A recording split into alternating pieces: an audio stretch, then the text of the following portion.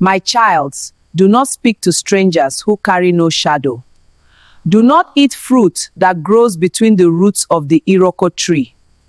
And never, not if the moon is fat and the night is warm and you are very sure you are dreaming, never follow the silver trail of a snail after midnight.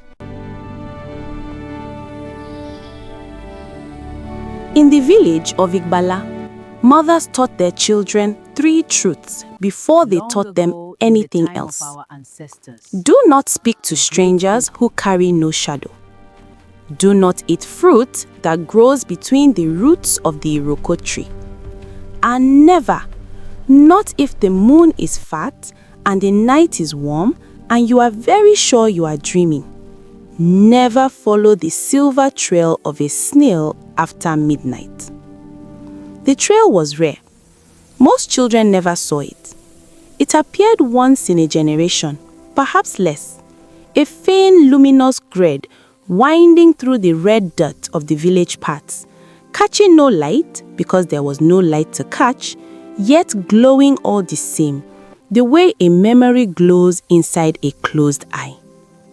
By morning, it was always gone, absorbed into the earth without a trace, as though it had never been. The elders said the snail left it. Ìgbàlà, the snail that owned no eyes. They said it moved only at the boundary hour, when the 3rd crow of the cock had sounded and the 4th had not yet come.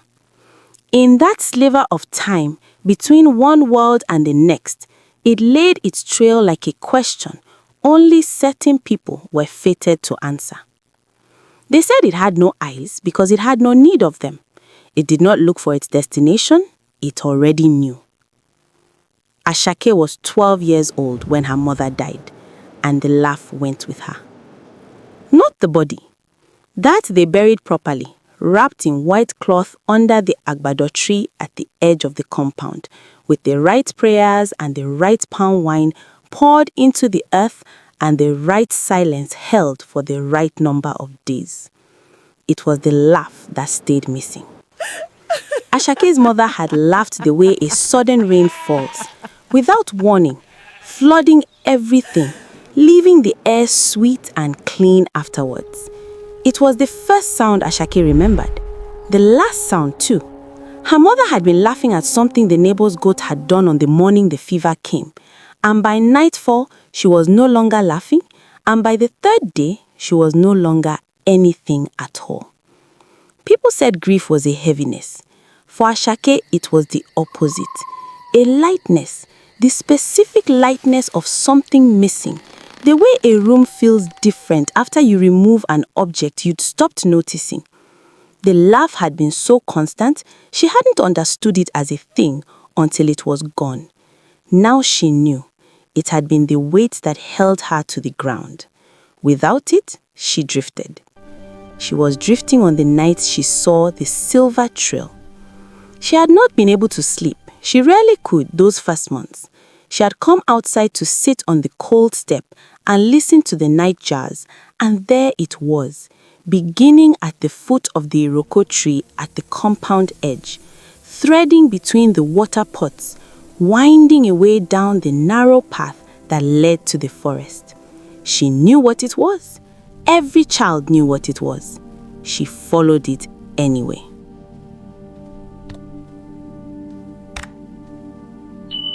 The trail led her deeper into the forest than she had ever gone. Deeper perhaps than the forest should have been, because she had been walking for what felt like a very short time when the trees thinned and she stepped into a clearing that had no business existing. The market was already open. It stretched further than a clearing should allow, 100 stalls at least, lit by fires that burned without wood and without smoke, their flames perfectly still despite the moving air. The stalls were piled with things Àṣàké had no names for. Objects wrapped in leaves, jars filled with liquid that changed color as she looked at them, bundles of something that rustled like paper but breathed like cloth. Between the stalls, figures moved, browsing, bartering, carrying woven baskets heavy with purposes she could not guess. This was Agbadoigbo, the market in the forest, the market that existed only between the third and fourth crow of the cock, in the space the living world left unguarded. No one looked at her when she entered. This was the first mercy and the last one she would be shown. She found a stall selling sounds. She knew this because she could hear them before she arrived, faint and sealed like voices heard through thick mud walls, emanating from gourds arranged in rows on a low table. Large gourds and small ones, some stocked with wax and marked with symbols she couldn't read, some simply tied with string and vibrating faintly with whatever was inside them. Behind the stall sat a man or something wearing the shape of a man. He was not looking at her, but she understood immediately, in the way you understand things in certain kinds of dreams, that he had been waiting for her specifically. His face shifted as she approached, not dramatically. It was not like watching clay change shape. It was subtler. In her peripheral vision, he was an old woman. When she looked directly, he was a man of middle age. When she blinked, he was briefly her father, and then someone she had never met, and then the man again. She did not call him by his name. She had heard enough to know better. "I am looking for a laugh," she said. He looked at her then, and his face settled into something that felt intentional, a face designed for this specific conversation. "Whose laugh?" he asked. "My mother's." He reached under the table without looking and placed a gourd in front of her. It was small, the size of a mango, stopped with red wax, and it vibrated warmly against her fingertips when she touched it. She knew it immediately, the way you know a familiar scent before you've consciously identified it. "It is here," he said. "It came in the night she died. Laughs that have nowhere to go often find their way here." "How much?" Àṣàké asked. He smiled, and it was the worst thing she had seen all night. She had no shadow. She had never had one. The market had known this for 12 years, longer than she had been alive to know herself. She offered everything she could think of. Her voice, he shook his head. He had hundreds of voices. Her memories of her mother. He tilted his head and looked almost sympathetic, which frightened her more than contempt would have. "Memories are not currency here," he said, not unkindly. "They are too unstable. They change every time they are handled." She offered her name. This made him pause. "Names have weight," he agreed. He looked at her for a long moment, and his face cycled through 3 strangers and a child she dimly recognized from somewhere, and then settled. "But yours would not be enough. Your name is new. You are 12. There is barely any life in it yet." "Then what would be enough?" she asked. He stood. He was taller standing than sitting, which should not have been possible, but many things in Agbadoigbo worked this way. He came around the table and stood before her, and he looked at the ground at her feet, and his expression changed into something she had no word for. "Your shadow," he said. Àṣàké looked down. There was no shadow. The fires of the market burned from every direction, but even accounting for that, she cast nothing. The ground beneath her feet was ordinary dark earth, undisturbed by any darkening made in her shape. She had no shadow. She had never had one. She understood, in the particular terrible way that understanding comes when it arrives too late, that this had always been true. She had simply never stood in a place where its absence mattered enough to notice. She had been walking through her 12 years of life, playing and grieving and sleeping and waking, and the world had carried her along without ever asking her to account for herself. The market had been waiting for her. "You cannot trade what you do not have," she said carefully. "No," said the man with the shifting face, "but I can tell you what it means." He returned to his seat. The market was built for someone. Every market has a purpose, every trade a reason.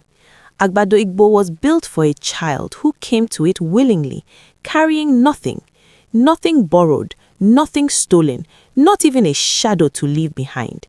A child who came in open hands. He looked at the small god on the table between them. The laugh is not for sale to you, Àṣàké. It is a gift. It has been kept safe here until you are old enough to grieve properly and find your way. She stared at him. Your mother knew, he said. She sent it here herself on the morning the fever came, before she understood how sick she was. She laughed at the goat, and she laughed at the blue of the sky, and she thought, let this be kept for her, for when she needs it. And here it has been. The gourd was warm in her hands. Through the wax, she felt the vibration of it. Not a sound so much as a frequency, the particular aliveness of her mother's joy, sealed and patient and entirely intact. She walked back through the market toward the tree line. She did not look at the other stalls. She did not look at the other traders, the ones whose baskets shifted and whose faces were either too still or not still enough. She walked in a straight line with the gourd pressed to her chest and the warmth of it spreading through her ribs. At the edge of the market, someone spoke from behind her. Zola, A woman's do not voice, step very into that old, darkness. carrying the There are specific things in that authority forest of someone who has that do not know outlasted your name. every system of power she has ever lived under. Zola, They do may not step leave, into that but you should darkness. know There the are snail things in will that not come for forest you again. that do not know This your is the name. only night you will ever spend here. Àṣàké did not turn around.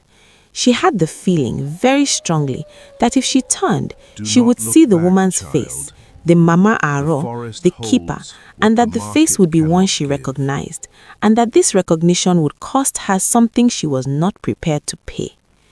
I know, Àṣàké said.